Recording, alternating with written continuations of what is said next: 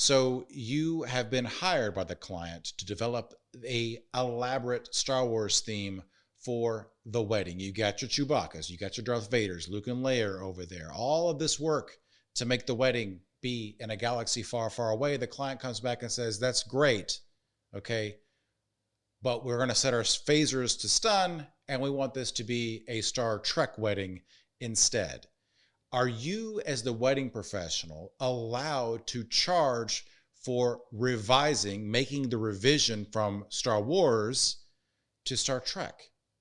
Find out in today's video.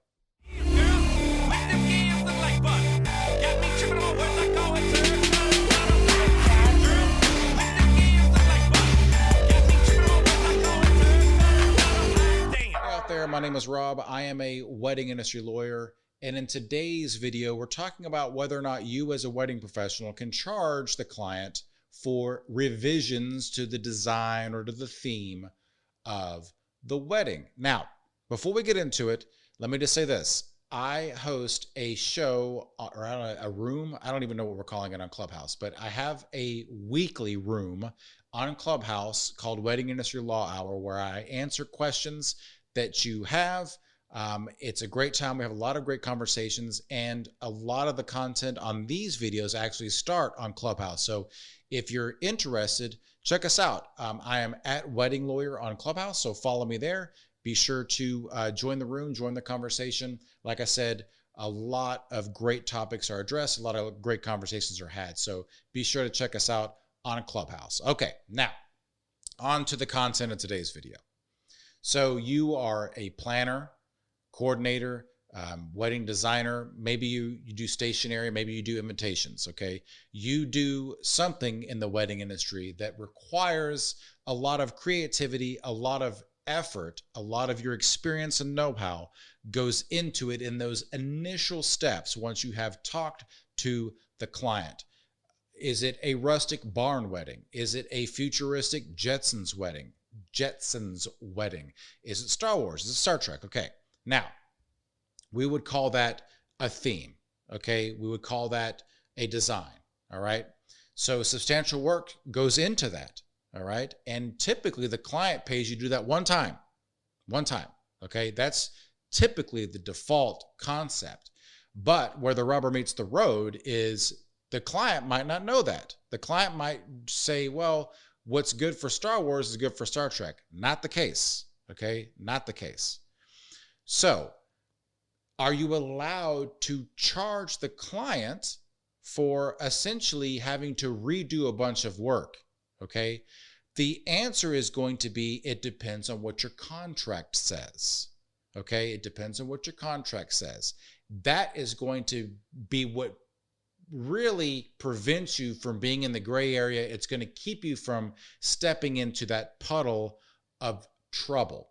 So, if your profession, whether you're a planner, designer, stationery designer, whatever the case is, whatever it is that you're doing that requires substantial effort up front, we're going to address how we get from A to B. So explain to the client, these are the steps I take in the creation of the design and the creation of the theme. Okay, these are the efforts that I go through, which is substantial. Okay, so you're educating the client that it's not just, oh, let me pick this Star Wars template off of the wall that I have, or let me pick this Hobbit's template off the wall, no sweat. No, that's not the case. So laying out what you're doing to get to the end zone, okay?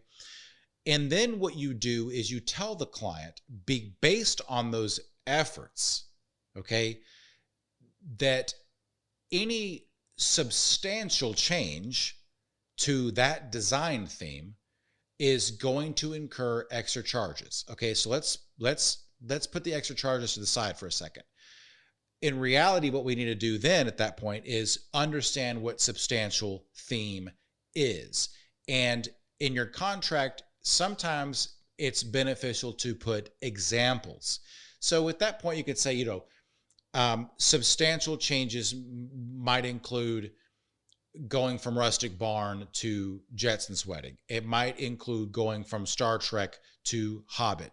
By way of example, you don't have to get super specific, but a provision in your contract that's going to make sense to the client about what substantial means, okay? So that you're all on that same sheet of music, you're all firing your phasers at the same setting, you're all using the same type of lightsabers. I'm really driving this analogy into the ground. Okay, so you're all on the same sheet of music, fine.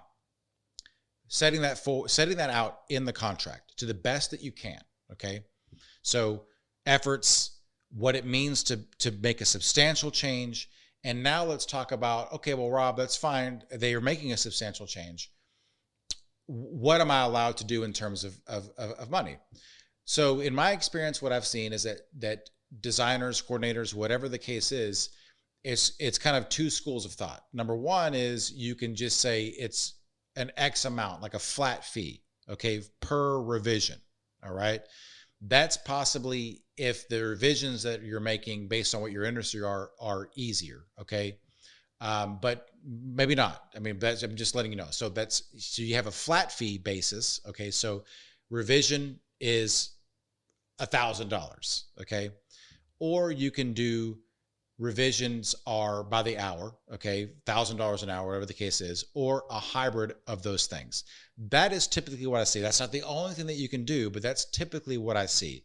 So laying out the consequences of substantial change in the contract in terms of how much money it's going to cost the client, super duper important. So that way you're not just arbitrarily pulling numbers out of your tauntaun, okay? So that's kind of in a nutshell what we're looking at. So bottom line is, yes, you can charge for revisions, but you're going to get in trouble unless you've handled